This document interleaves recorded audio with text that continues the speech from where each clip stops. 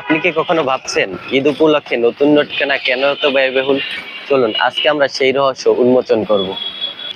আজকে আমরা এসেছি বাংলাদেশ ব্যাংকে নতুন নোট সংগ্রহ করার জন্য, যা প্রতি বছর বাংলাদেশ ব্যাংক দিতে এবং বাংলাদেশ ব্যাংক থেকে সাধারণ গ্রাহক সংগ্রহ করতে পারতেন।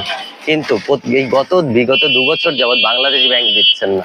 তাহলে এই অর্থটা কিভাবে গুলিস্তানে পৌঁছায়, কিভাবে কালেক্টরের পার পৌঁছায়, কিভাবে সাধারণ জনগণ না নিয়ে এই অর্থটা পাচ্ছে যাইয়া দালালরা? যদি বাংলাদেশ ব্যাংক থেকে এই অর্থটা নাই দেওয়া হয়, তাহলে বাংলাদেশ ব্যাংক তো এই অর্থটা তৈরি করে। যদি এই অর্থটা বাংলাদেশ ব্যাংক তৈরি না করে, তাহলে এই অর্থটা কিভাবে আপনার গুলিস্তানে পৌঁছলো? তারা তো আর তৈরি করতেছে না। এ হচ্ছে আমাদের কেন্দ্রীয় ব্যাংক বাংলাদেশ ব্যাংক, যেখান থেকে জনসাধারণের এই নতুন অর্থ পাওয়ার কথা ছিল। এটা কি সংবিধান অনুযায়ী বৈধ? মানুষ কেন ঈদ আনন্দ মুহূর্তে অতিরিক্ত টাকা দিয়ে এই যে নতুন নোট ক্রয় করতে বাধ্য হচ্ছে?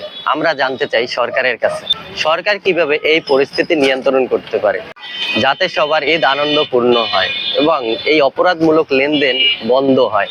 এজন্য আমরা সরকারের কাছে আশাবাদী।